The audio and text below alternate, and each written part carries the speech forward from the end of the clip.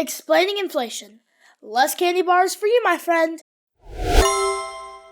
So, you got some cash. Maybe from an allowance, or that money your grandma gave you for your 7th birthday. Here you go, sweetie. Woohoo! Thanks, Grandma! Whatever it is, what are you going to do with it? Spend it? Hide it away? Or maybe invest it? Let's start learning how to make that money grow. Time to learn how to be a cash kid.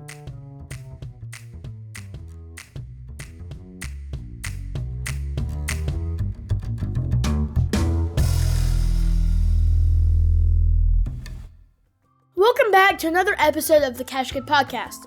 We are going to continue to boost the financial knowledge of kids and teens to create the most savvy financial generation ever.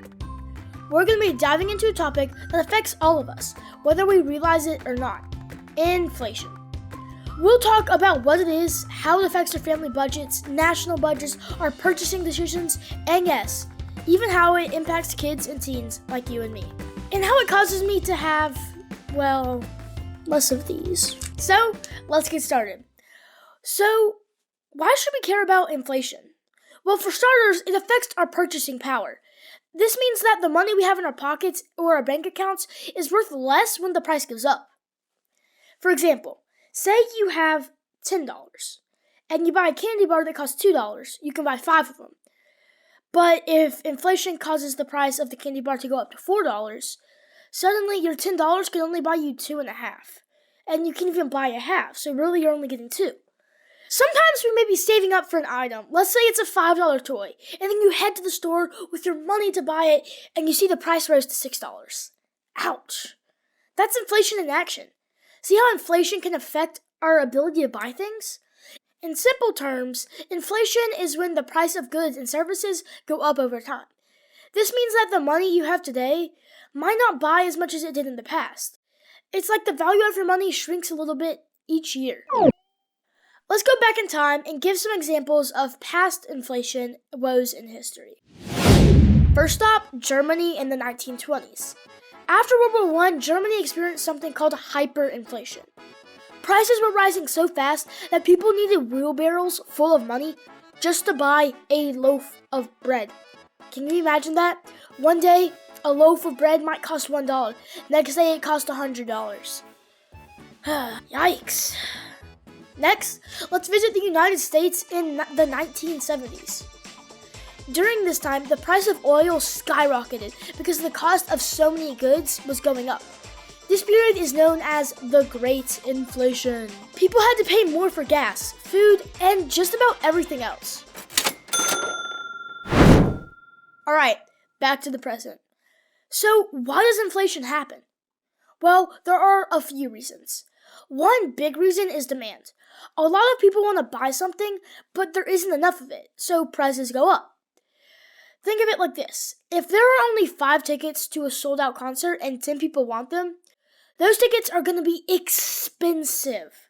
Another reason is when it costs more to make things. So say the almonds in this Hershey's bar started going up in price from the place where they get them. Well, then the candy company's going to have to raise the price so they can keep making a profit. But think about it. If the prices of basic necessities like food, clothing, and housekeeping keep increasing, our families will have to spend more and more money on these things, leaving less money for other expenses like education, travel, or entertainment. This can put a strain on our family's budget and make it difficult for us to afford things that we want or need.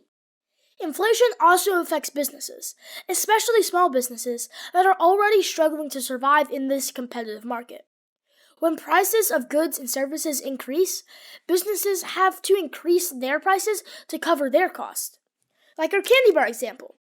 This can lead to a decrease in sales because people might not be able to afford their products or services. In extreme cases, businesses might have to shut down, leading to job losses and economic instability. So, why does inflation matter to us as kids and teens? Well, as we grow up and start managing our own finances, it's important to understand how inflation can affect our purchasing decisions. Inflation can make it more difficult for us to save money and reach our financial goals. It can also make it harder for us to afford basic necessities like food, housing, transportation. Inflation can also impact our future plans, such as saving for college or buying a house as the price continues to rise. So, what can we do to handle inflation and rising costs over time? First, you have to be aware of it. Knowing that prices can change can help you plan better. Maybe save a bit more and spend more wisely. As teenagers, we may not have the control over the economy, but we can make smart financial decisions to minimize the impact of inflation. Here are a few tips. 1. Save and invest wisely. As prices rise, our money will have less purchasing power. By saving and investing our money wisely, we can keep up with inflation and even make our money grow. 2. Educate yourself. Stay informed about the economy and how it affects the prices of goods and services. 3. Budget and prioritize. With inflation, it's important to budget our money and prioritize on expenses. This means cutting back on unnecessary expenses. In conclusion, inflation might not seem like a pressing issue to us as teenagers, but it has a significant impact on our lives and the economy as a whole. By understanding its effects, we can take steps to manage it. We can help secure a better future for ourselves and generations to come. Let's stay informed and make smart financial decisions to combat inflation and its consequences. So remember, anyone can be a cash kid, you just have to learn how to become one. Cash Kid, out.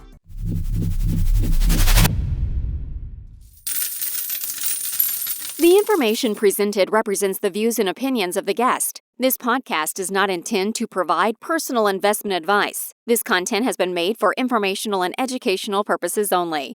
To make a full and informed investment decision, we advise you to speak with a financial advisor. And for kids, definitely your parents first before investing.